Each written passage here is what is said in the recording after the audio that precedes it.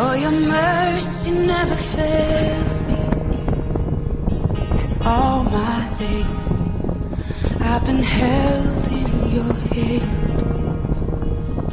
From the moment that I wake up until I lay my head, oh, I will sing of the goodness of God.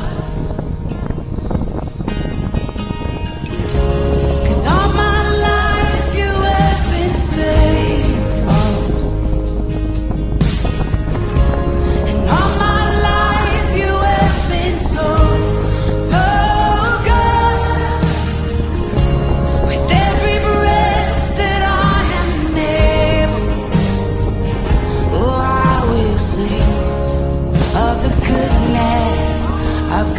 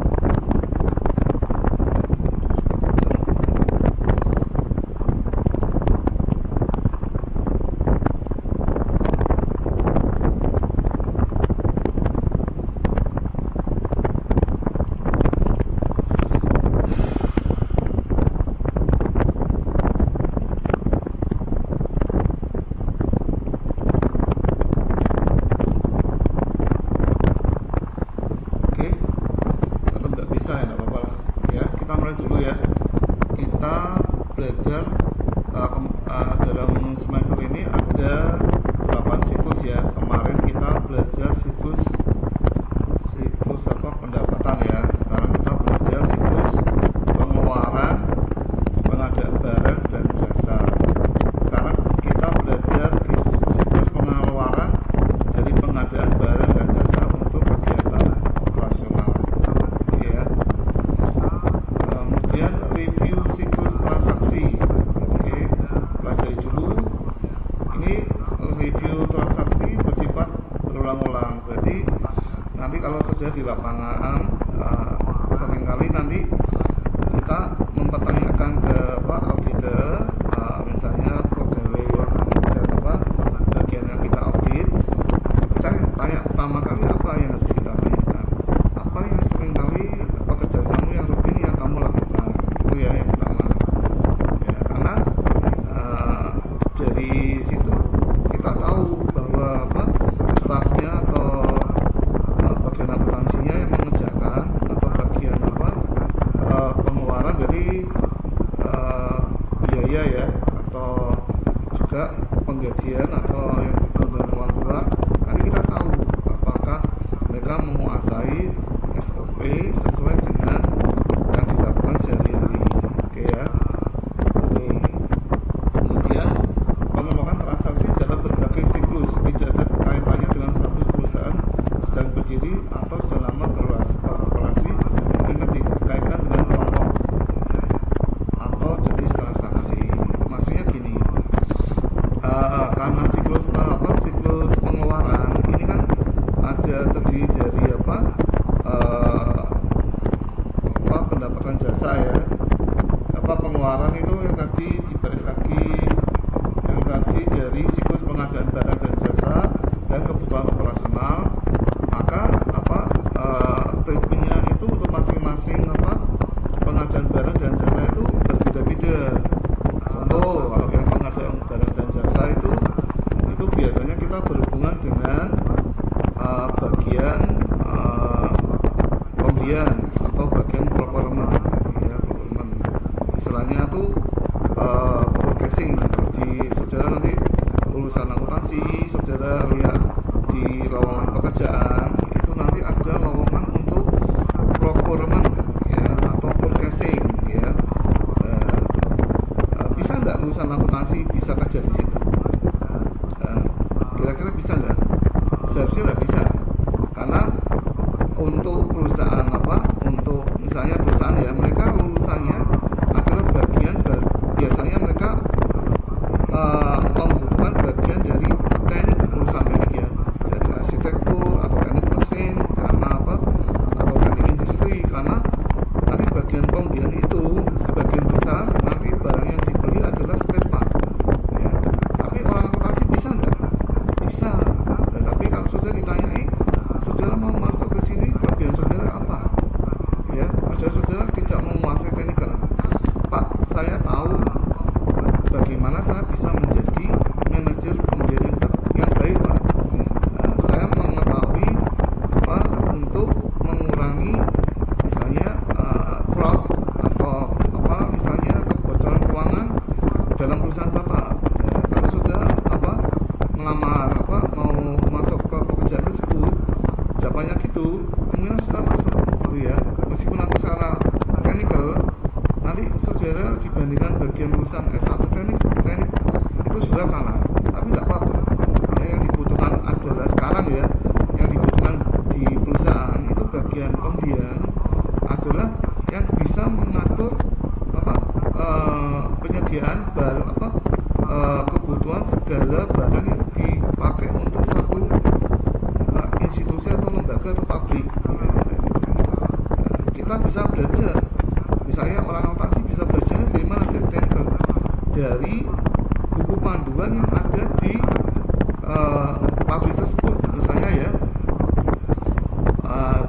saudara mau membeli barang spare part dari forklift ya, saudara nanti waktu perusahaan membeli, saudara nanti mempelajari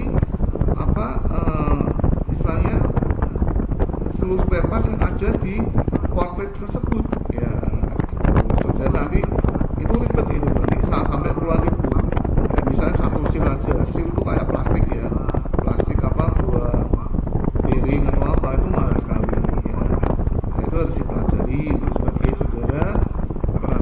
bisa menjadi manajer pembelian atau purchasing atau procurement.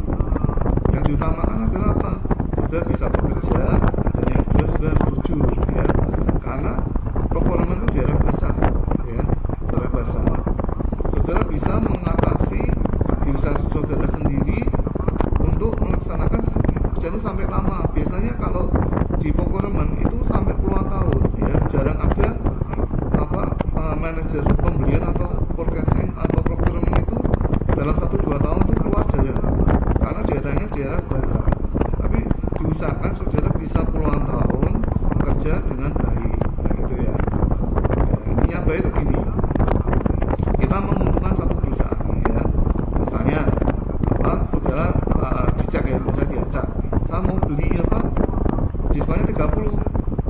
Kalau saudara ditawari 20, ya saudara tidak boleh ya, jangan mau ya, karena sudah merugikan 10% dari perusahaan yang keluar, uang yang 10% dari perusahaan itu keluar ya.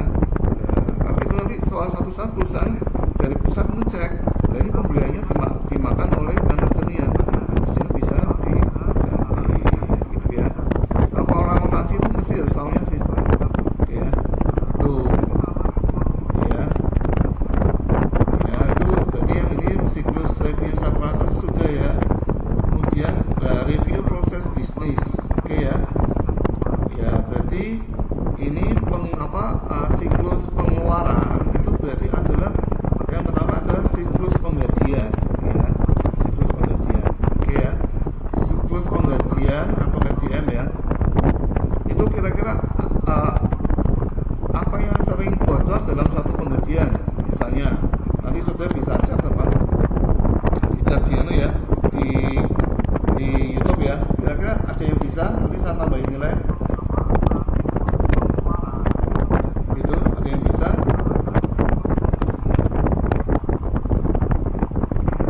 Halo, sebentar.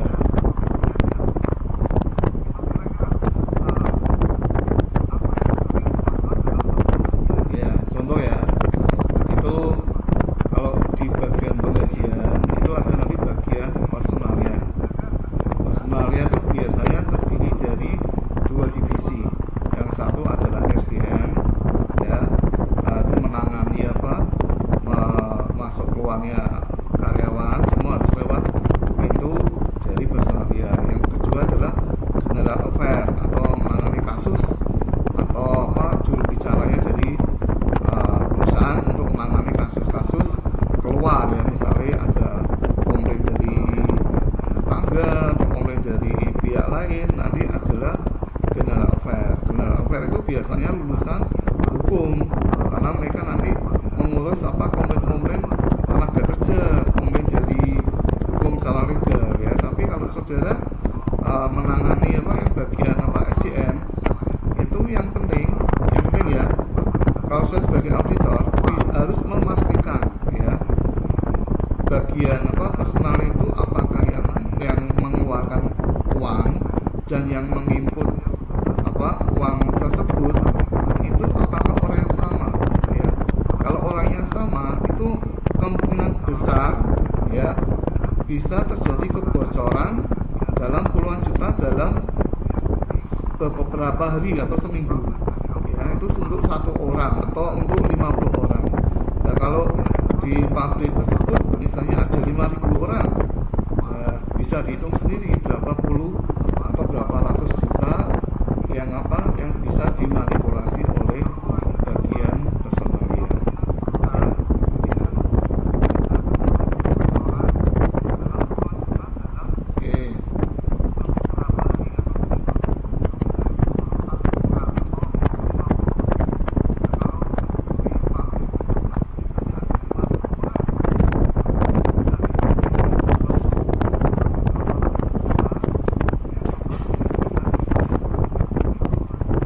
Suara kebulu saya udah tahu nih. Maaf ya sister, ini saya trouble. Terus ada lain lagi enggak yang tadi tentang siklus itu ya. Nanti saudara nanti di semester selanjutnya nanti kan saudara ada praktikum auditing. Nanti sekitar setelah mendekati UTS, nanti saya akan saya berikan contohnya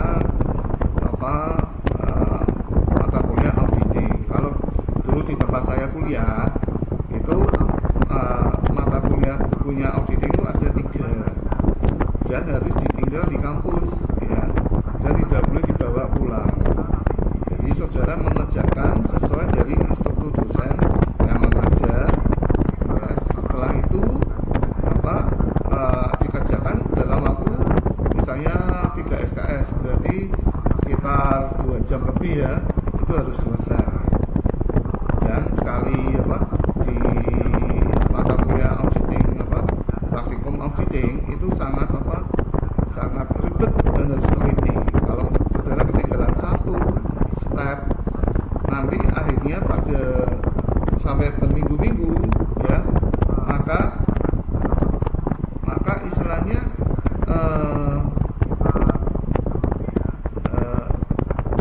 itu akan ketinggalan dan hasilnya pasti salah di akhirnya. Persis kalau kita melakukan praktikum akuntansi biaya lah ya, itu step by step, atau akuntansi keuangan ya, praktikum keuangan, akuntansi keuangan. Kalau kita sudah ketinggalan, maka akan ketinggalan terus. Tapi dari situ kita belajar. Kita ada 3 buku ya, yang buku 1 boleh dibawa pulang, yang buku 2, buku 3 sebagai bahan kita untuk melakukan audit praktikum itu ditinggal di sana. Tapi sebelum saudara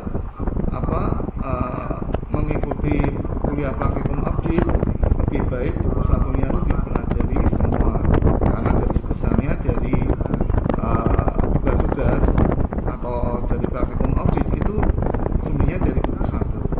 Oke, itu ya. Ya, ini berarti nanti saudara nih juga dapat bagaimana mengecek siklus penggajian. Oke, caranya gimana? Nah, dicek ya. Itu nanti yang input bagian tenaga kerja yang yang aktif atau yang ngejir itu harus berbeda dengan bagian yang membagikan uang untuk mereka gajian atau lemburan. Lebih baik yang membagikan bukan dari bagian personalia, tapi bagian dari keuangan ya.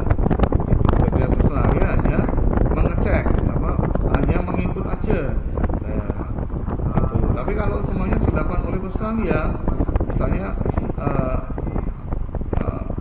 stafnya ada 10, tapi dari personalia dia membuat 15. Nah, kalau yang membuat dan yang membagikan uang kan ada yang ngecek ya. Pentingnya dari akuntansi adalah cross check ya, saling cross check antar divisi itu ya. Yang kedua ujian kalau yang bagian yang membagikan uang itu nanti kan bagian keuangan, nanti orangnya kan datang satu persatu ya kan? Minimal kan kalau orangnya sama kan, oh ini kalau kamu bisa terima gajian, ini terima gajian lagi. Nah, itu ya. Tapi yang terpenting dari auditing itu apa sebetulnya? Saudara pernah dengar nggak? Kunci dari seluruh audit adalah apa? Ada di rollback ya. Rolling back, tahu nggak rollback? Jadi misalnya di bagian personalia itu stafnya ada 5, itu jangan berturut-turut sampai puluhan tahun yang pegang dia tuh, jangan ya. Lebih baik di rollback sama bagian lain ya. Semua divisi sama, divisi marketing, divisi penjualan, divisi penggajian, divisi akuntansi, semua kuncinya adalah di rollback ya, dalam jadwal tertentu. Sehingga contoh ya, misal salesman kalau di rollback ke customer kan dia bisa ngecek dulu tagihannya harusnya kalau dari laporan tuh oke semua, tapi waktu dicek ternyata tidak oke ya. Berarti intinya dari auditing itu adalah penerapan yang paling pasti untuk mengalahkan semua sistem adalah di rollback ya, diganti satu orang dengan orang yang lain pada divisi tertentu lagi. Oke ya. Kemudian siklus pengeluaran ya. Siklus pengeluaran itu apa? Kalau dari sini jadi yang dimaksud adalah pengeluaran kas ya. Jadi pengeluaran kas keluar itu dari mana aja ya.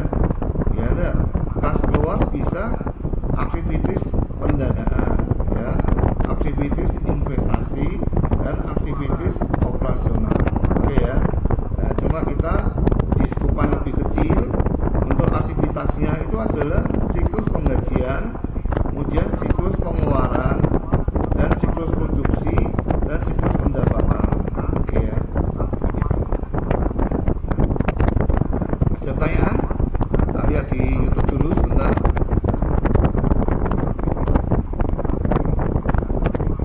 Semuanya sudah presensi ya? Halo?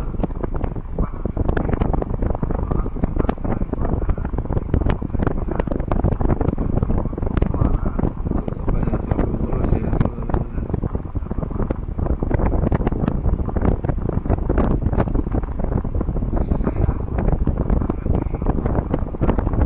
Ada pertanyaan? Ini Mbak Alia Mutiara tidak masuk ya? Belum presensi ya Mbak Alia Mutiara Pratiwi? Belum presensi ya? Terus kemudian di kelas apa? Kelas 44598. Ini yang belum presensi semua ya? Halo, Mbak Amanda sudah presensi? Mbak Amanda Sepiona sama Mbak Eka Rina Febriani.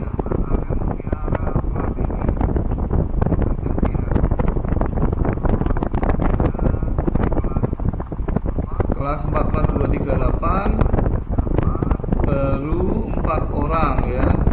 Mbak Anggi Fatma Triani belum presensi, Mbak Lia Ferdina belum presensi, Raffi Budimansyah belum presensi, Isma Septia Wajani belum presensi.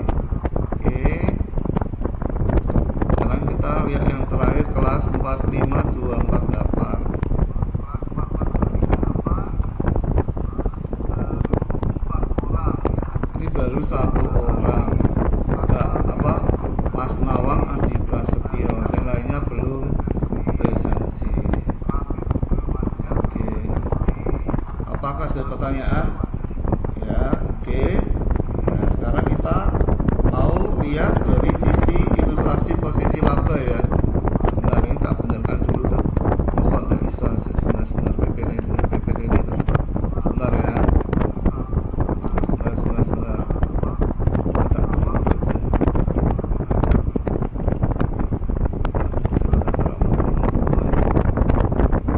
Jamnya tak hapus saja ya. Jamnya tak hapus saja lah. Ini live chat itu bantu-bantu kita.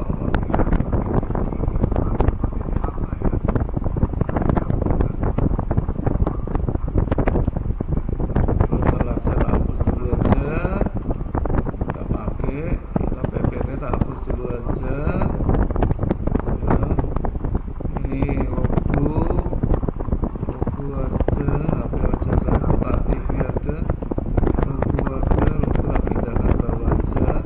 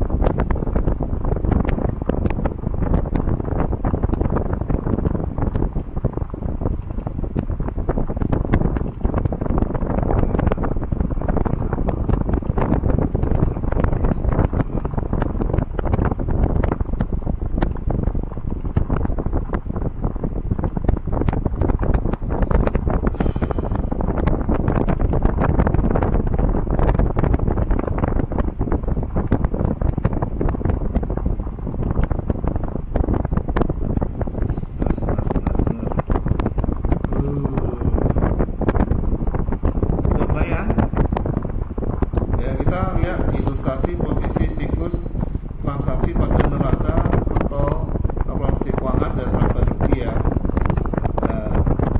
Pengeluaran ya, siklus pengeluaran nanti hubungannya dengan utang dagang, utang biaya, dan penggajian ya. Berarti hanya 3 ya. Utang dagang itu berarti kita pada apa? Kalau utang dagang pada bagian pembelian ya. Pembelian ya, utang dagang adalah bagian pembelian. Bagian utang dagang adalah bagian pembelian.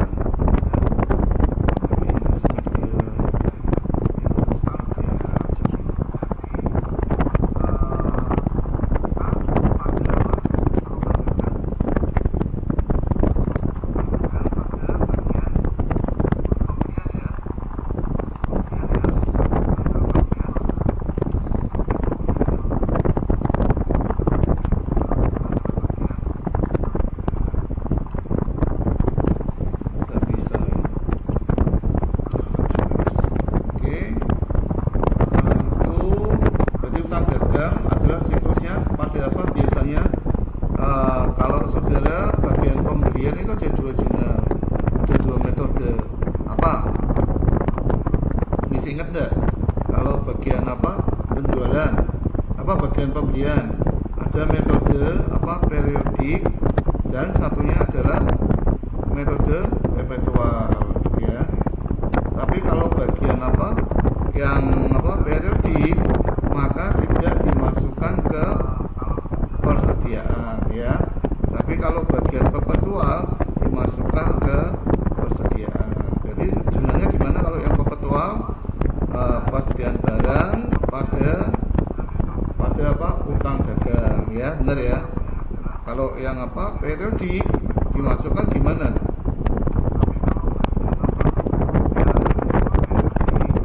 Itu gimana jurnalnya? Itu sebagai PR ya. Nanti itu bisa keluar. Oke ya.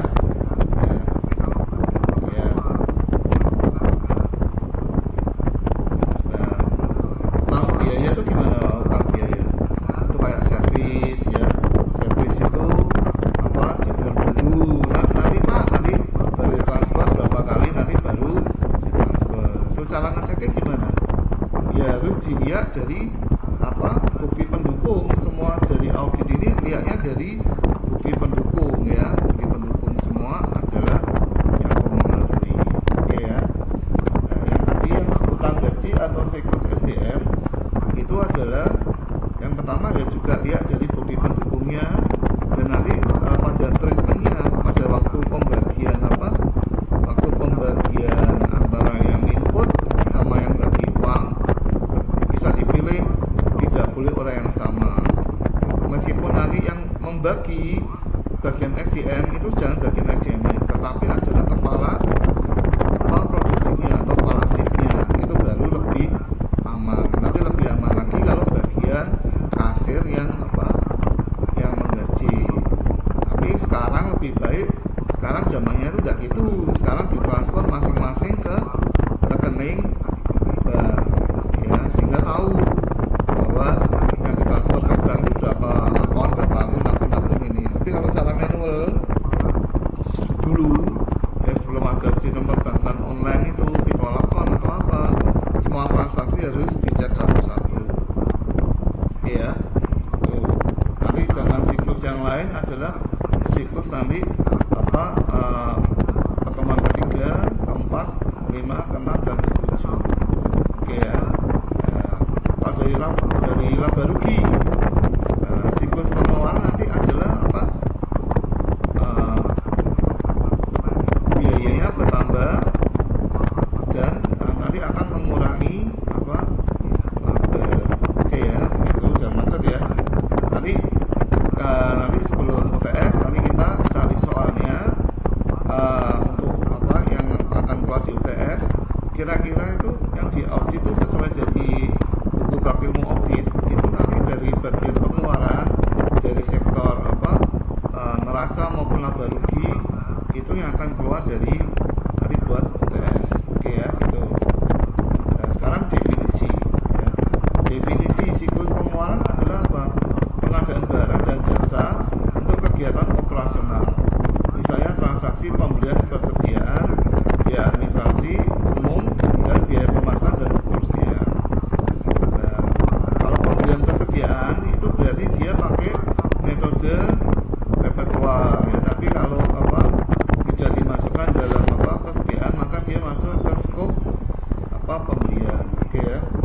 biaya administrasi umum itu nanti biasanya ini masuk ke apa ini?